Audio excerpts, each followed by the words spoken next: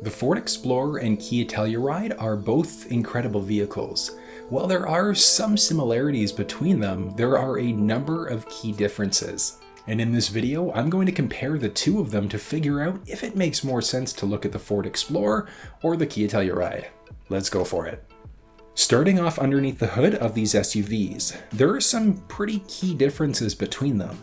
The Ford Explorer has the option for a 2.3-liter turbocharged engine, a 3-liter turbo, or a 3.3-liter hybrid, and that's a traditional hybrid.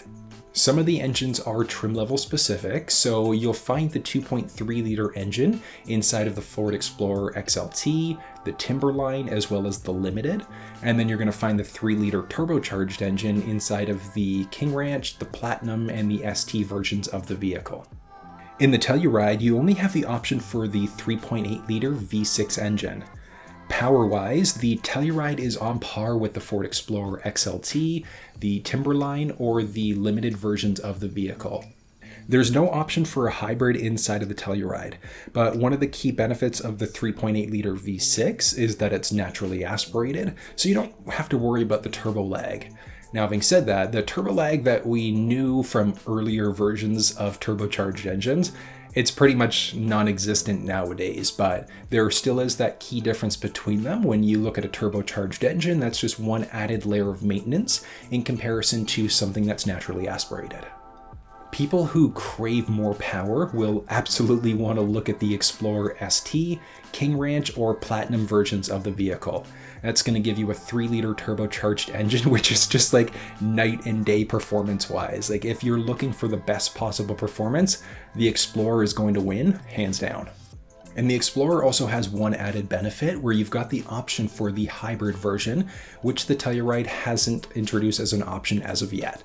So if you are contemplating looking at a hybrid, again, the Explorer is where you're going to want to be. Hey, I just want to say thank you so much for helping to support the channel. Closing in on 20,000 subscribers now, which is kind of crazy thinking about it. So I appreciate the continued support. And I want to say I did hide a gift card code somewhere in this video. So if you're the first one to find and claim it, it's yours. In the US, you'll find the Explorer with standard rear-wheel drive in most trim levels, but up in Canada, you're going to be looking at strictly 4-wheel drive, and you're going to find that same 4-wheel drive system available in pretty much every trim level down in the States on top of that.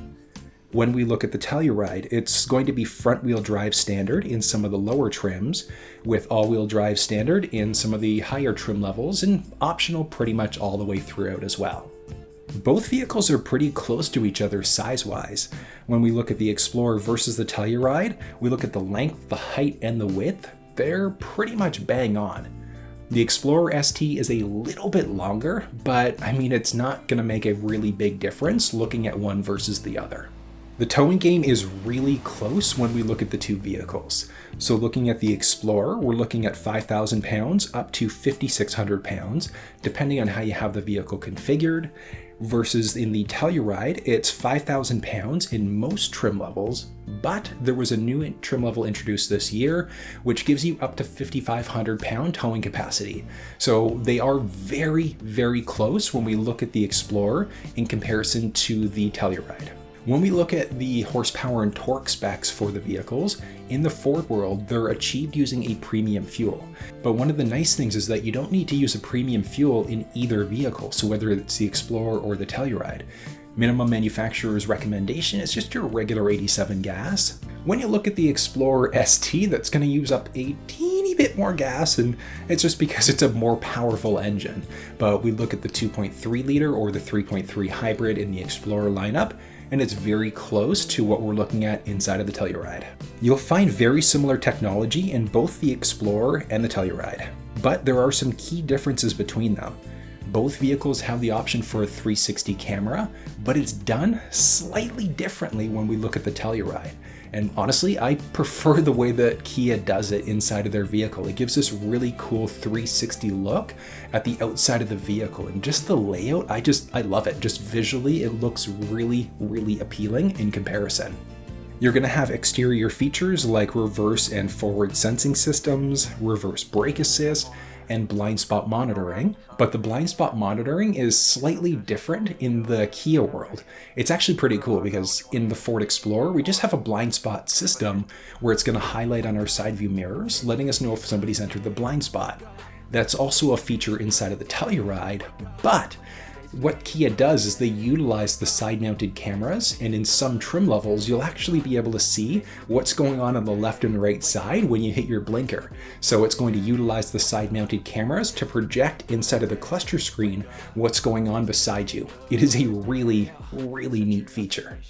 You're going to find the option for adaptive cruise control in most Explorer models, while the Kia equivalent, Smart Cruise Control, is available standard in most models. The Telluride also has the option for highway drive assist, and it has a built-in artificial intelligence there.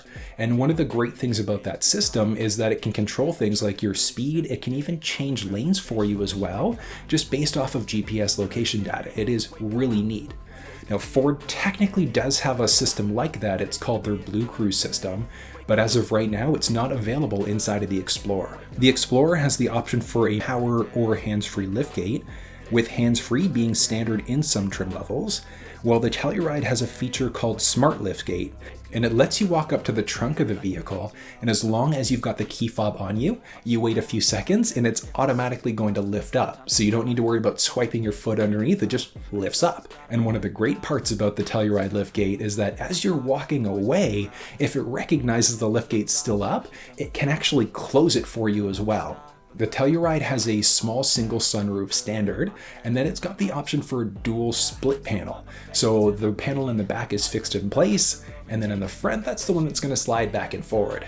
But inside of the Explorer, it's a full panoramic sunroof, so just it opens everything up fully, and it looks really, really nice. Both vehicles also have media screens that support Android Auto and Apple CarPlay. You've got the option for factory navigation as well. Now, in both vehicles, pretty much across the board, we are looking at a wired connection for Android Auto and Apple CarPlay. Some lower versions of the Telluride do technically have wireless Android Auto, Apple CarPlay, but the majority that you're going to find, like all of the higher trims that most people will probably go after, it is going to be a wired solution. I can't wait until it's fully upgraded because you would find wireless charge pads inside of both vehicles. So it's wireless charging, but using Android Auto, Apple CarPlay is wired. You still could just connect over Bluetooth though, so if you wanted to listen to songs on your phone or make phone calls and things like that, you would still have that flexibility. If you're an audiophile, you are going to love what you'll find inside of both vehicles. The Explorer and Telluride both have 6-speaker standard inside of the lower trim levels of the vehicle. And then when we look at the Telluride, you're going to have the option for a 10-speaker Harman Kardon sound system optionally. Inside of the Explorer, it's either going to be a 12 or a 14-speaker Bang & Olufsen. So audiophiles, you're absolutely going to want to go for the packages that give you more speakers because the sound inside of them is absolutely incredible. The 6-speaker is good, but the Harman Kardon and the Bang & Olufsen are just like a complete night and day difference. It's more of a fully immersive audio experience. The interior styling of the Explorer and the Telluride are miles apart from one another. The Telluride has the option for a fully digital cluster screen that wraps nicely into the media screen. Just design-wise, aesthetically, it looks fairly sharp. It also still has a traditional shifter compared to the Explorer's rotary dial shifter. Now, the Explorer also does have the option for a fully digital cluster screen that you'll find in some of the higher trim levels of the vehicle. And whether you look at the Telluride or the Explorer, they have some really neat animations in both, especially as you move between different drive modes. But as I mentioned earlier, the Telluride has a little bit of a leg up because it utilizes these side-mounted cameras in order to project our blind spot right inside of the cluster screen. I just think it's such a cool piece of tech whenever I see it. The Explorer has the option for either a 6 or 7 seat configuration, with the middle seat having the option for either dual captain's chairs, or you can get a bench seat instead. If you don't need the extra seat, having the passenger to easily get into the third row is really nice though, but either way you've got slidable seats. When we look at the Telluride, that's got the option for either 7 seats or 8 seats. So whether you get the 7 or 8 seat is going to depend on which trim level of the vehicle that you're in. Versus inside of the Explorer, you can technically get the 6 or 7 seat configuration in every available trim level. Spacing is very similar when you look at both vehicles in the second row. So I've got more than enough knee space, more than enough head space in both of them. When you get into the third row, the Explorer is a little bit tight, the Telluride is fairly tight, and that ultimately comes down to what's going on with the second row. So when you get the bench seat, somebody who's 6 feet tall like I am, you are not going to be really sitting comfortably inside of the third row of either vehicle. If you get the bench, you could technically just kind of kick your foot out though in either ride, but I'd personally be sitting probably in the first or second row anyways. If I drew the short straw, I would sit in the third, but if you've got kids seats, you do have anchors and tethers in both vehicles for the second or third row. So front-facing, rear-facing child seats, you're not going to have an issue either way. You're going to find heated driver's seats standard in both vehicles, with the option to get ventilated first row seats and heated second row seats in the Explorer, depending on which trim level of the vehicle you're looking at. Telluride is slightly different. We still do have the option for heated ventilated first row seats, but you've also got the option for heated ventilated second row seats.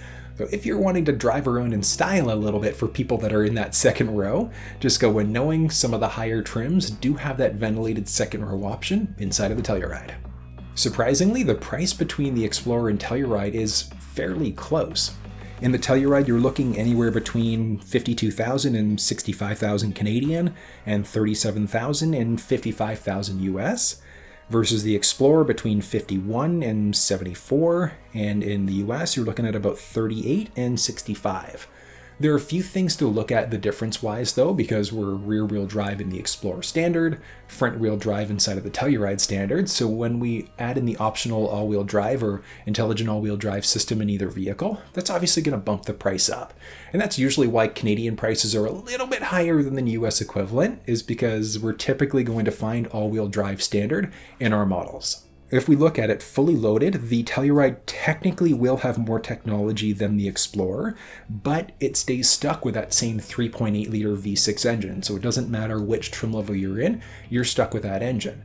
We compare that to the Explorer, and we might give up some features like the blind spot monitoring system and a few others, but at the same time, you've got the option for the more powerful 3-liter turbocharged engine. So if, again, power is your thing, the Explorer is absolutely where you're going to want to be.